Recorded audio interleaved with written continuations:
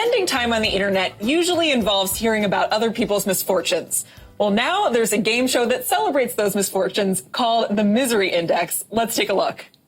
We have scoured the globe for the world's most miserable true stories. All you have to do is tell us where it lands on the Misery Index. In sausage-making ordeal, man cut off own arm. Why does he look so happy? Now I'm joined by two of its stars, Jameela Jamil and Joe Gatto. Welcome. Hi. So y'all had me cracking up before this segment even started. But can you tell us a little bit about each of your roles on the show? I am the mistress of misery. That sounds like I'm a dominatrix. This is a very intense sex show. It isn't. It'll actually kill any erection dead. Yes, agreed. As can I. So I'm the host of the show, and we have the amazing tenderloins, one of which is Joe, who are advising our. I was saying earlier that we look like we're announcing our baby. I'm going to let you go now. Yes. We are consiglieres to the contestants, where we help advise them on what we think would be more miserable, because we know misery very well. Yeah. Well, so, your pairing might seem counterintuitive to some, but what do you think makes the combination of, y'all work together on the show? I think mostly it's because we need to be classed up.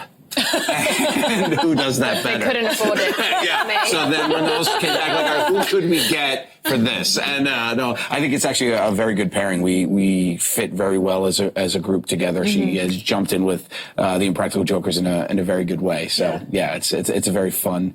She gets it. She gets our comedy. We get hers, and it's really fun. I made a joke about jizz as soon as we met. that was it. And you're like, I know, we'll be friends. We are really kindred spirits. It was really bizarre. The chemistry is just insane with our group, and it was very, very, very immediate. So I think we were well cast, and I love their show, and they like The Good Place, and so it just felt like there was an amazing synergy and like a kind of a respect that we came in with already, and so it was a real relief that guys who've been friends for 20 years would embrace me with such warmth and love. So I was super lucky. From seeing some of the clips on the show, certainly the things that you are ranking would rank very high on my misery index. Is there something that would top each of your misery indexes? There was a couple. I don't want to spoil because I don't want people to watch, but there was a couple jaw droppers on the show where it's hard to make us speechless. First of all, every present company included, and across the board, like after we came out of the clip, everybody was just like, wow, that happened to someone. Do you remember when I almost threw up on the show? You would tell. You were in the final round, round 4. I almost threw up. Yeah. And I'm not someone who does that very easily, but I literally was certain I was about to vomit on camera. The whole show isn't like that, don't worry, but there is one zit that someone had for like 2 decades, and they break it on camera, and it broke me. I mean, I think it's like ruined my day. Remembering. What do you do? You're the host. You're like essentially refereeing the show. What do you do when you have to take a moment like that? I was just going to throw up. Like, I don't care. Like, I was going to throw up in the contestant. That's my prerogative. Yeah. Well, one thing on this show that my co-host Zach and I talk a lot about is cancel culture and humor that makes us feel good and humor that makes us feel not so good. I'm sorry, Zach here because he's around somewhere. One of the reasons why this has come up recently in conversations is because of from Todd Phillips, who is the director of the film The Joker. And Jameela, I want to read this tweet from you. You said, and yet The Good Place is pretty funny, Fleabag is pretty funny, Barry is pretty funny, Impractical Jokers are pretty funny, The Favorite was pretty funny. It is possible to be funny even when you aren't punching down.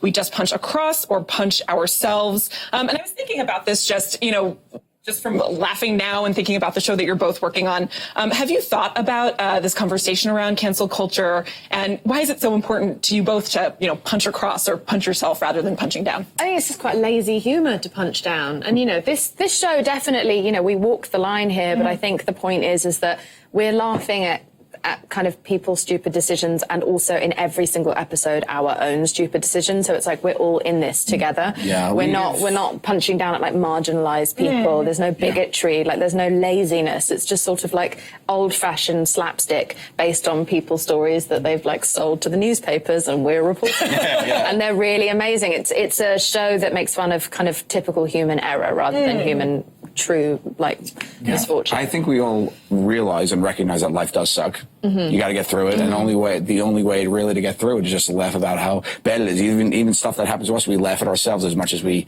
are trying to bring out the humor in other people's situation, because humor helps you deal with stuff. So that's what we try to do there. Yeah, it's just not funny to make fun of people who can't defend themselves. Yeah. I don't think that's funny anymore, and I think it's just lazy, privileged, often straight white males, not all straight, hashtag not all straight white males, but people who had the right to say whatever they want for the longest time suddenly feel like something's been taken away from them. But it's just like, all you have to do is step outside of yourself and expand your mind and just try, because there are loads of people out there being funny without needing to bully anyone. Well, thinking of one of the other ways that, I should say, straight white guy culture is being disrupted right now is you've recently talked about the difference between body positivity and body neutrality. Why is that distinction so important to you? Well, body positivity is a movement that is for women who are persecuted because of their size. So that means doctors misdiagnose them, and men, because that's people who are discriminated against in our society, who can't find clothes, they're just hated and made to feel hated. And that is a movement for them. I'm a slender woman. That is not what I am personally able to advocate for, because I don't receive those persecutions. I definitely am an ally to those people. But I personally find, and maybe you'll agree with me, body neutrality and body liberation is the way to be, because it means you're just not thinking about your body. You don't have to love your body. You don't have to have it take up space in your mind. You get to just get on with your day and be a floating brain. And that works for me, and maybe works for other people as well. But I do feel like, while I know that a lot of men, especially nowadays, are starting to face like body insecurities, the majority of the men that I've grown up around just don't think about it. Whereas women think about it perpetually all day long, and therefore have less hours in the day to be useful to themselves and build their happiness and their finances and their orgasm frequency.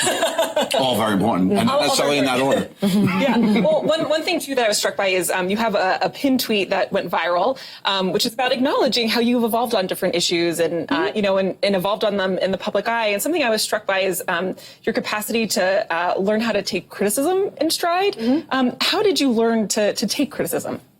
Well, I just grew up and got over myself, basically. Like, everyone makes mistakes. Mostly Joe. Famously.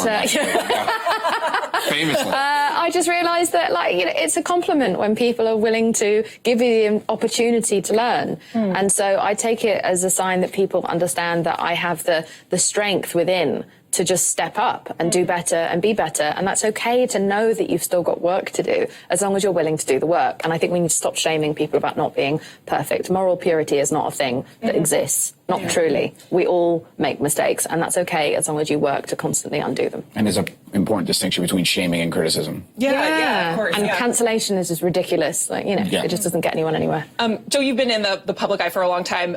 Do you ever look back at any of your work and think, I would have done something differently? How do you kind of take these conversations in stride? I definitely look at everything that I've done, especially now after I've had a daughter and a son, and I'm thinking about my legacy all the time. Like, it's always like, what do I want to see how I made the world laugh through their eyes? And I think that's important. It's different. I have a little bit of a different license with my show, because my show is all about trying to get somebody to say no or pushing someone too far.